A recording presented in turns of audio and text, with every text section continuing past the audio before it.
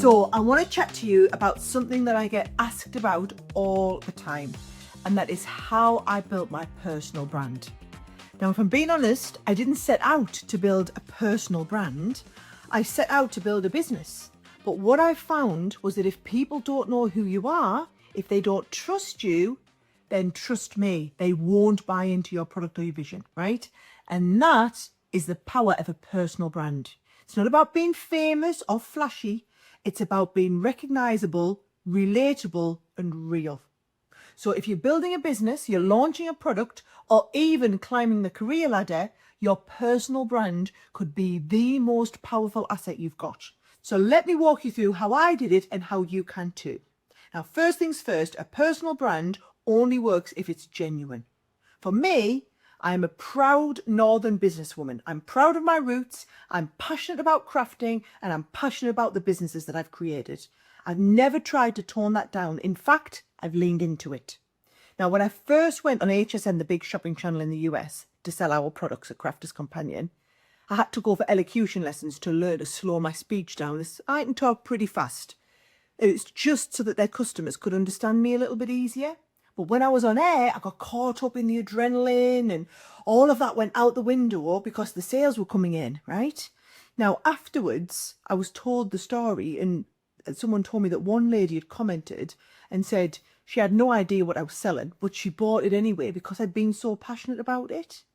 And that should be how you approach things too. Be your own kind of professional, but stay true to who you are, because that is your superpower. So the next thing is tell your story. It's one of the most important things that you can do. Now, for me, it was talking about spotting a gap in the market of an industry I didn't really know existed, starting Crafters Companion from my university bedroom with a little tool that my dad helped me invent, and I didn't have a huge budget. What I did have was passion, determination, and a lot of drive. And even today, people love hearing that story because it feels real, feels human. So whether you're starting out or you're 10 years in, make sure you tell your story. Ask yourself, what got you into this? What excites you? What lessons have you learned along the way? Because those are the kinds of things that people will lean into and listen to. And that's what will connect you to those people.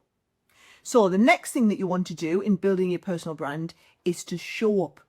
And I mean, show up and keep showing up. This is where most people fall down because they do a great job of showing up once and then they disappear completely for 6 months. We've all seen it.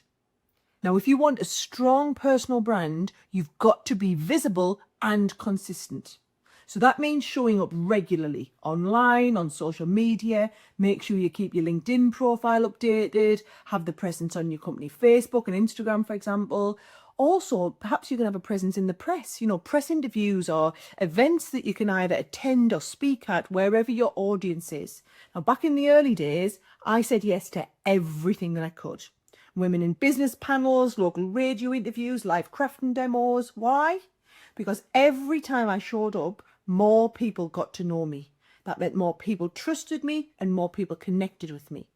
And then when we launched a new product, they were already listening. Now, it doesn't happen overnight, but if you keep showing up, people will start to associate with you, and that's your message. That's where the magic happens. Right, number 4, add value. Don't just sell. Your personal brand isn't just a megaphone to shout about what you're selling. It's a platform for you to serve. So if you're in business, then you've got knowledge that can help others. Share it. So whether it's a tip on how to grow a product-based business, whether it's a behind the scenes of your day, or it's just some honest advice about the hard bits, if you are adding value, people will come back to learn more. Now, when I joined Dragon's Den, yes, it was an amazing opportunity, but I wasn't about shouting, look at me. It was a platform to share what I've learned in my time in business and to help other entrepreneurs to catch their own break, right? Now, this next one's a big one. Protect your reputation at all costs. Reputation is everything. Your personal brand, it's not what you say about yourself, it's what other people say when you are not in the room. So be kind, be generous, be someone who delivers on what they promise. Word travels fast, especially in today's world. And trust, it can take years to build, but once it's broken, it's almost impossible to earn back. I always say treat everyone, whether it's a buyer or a junior staff member, with respect, because how you do the little things is how people believe you will then go on and do the big things. Now, finally, your personal brand needs to evolve, but make sure to stay rooted. Don't get stuck thinking your brand is a static thing. As you grow, your personal brand is going to evolve too, and that is a good thing, okay? From university student to founder to dragon to TV presenter, I've evolved loads, but the roots and the values have stayed the same. So as you grow, let your audience grow with you. Bring them on the journey. Share the highs and the lows and everything in between, because that is how you build a personal brand that's not just successful, but is sustainable. So, if you're wondering about how to build your own personal brand, here is my recipe. Be yourself, tell your story, show up and keep showing up, serve before you sell, protect your name, and never stop growing. You don't need 1 million followers. You just need the right people to trust you. And if you build that trust with honesty, heart, and consistency, then your personal brand will open more doors than you can ever imagine.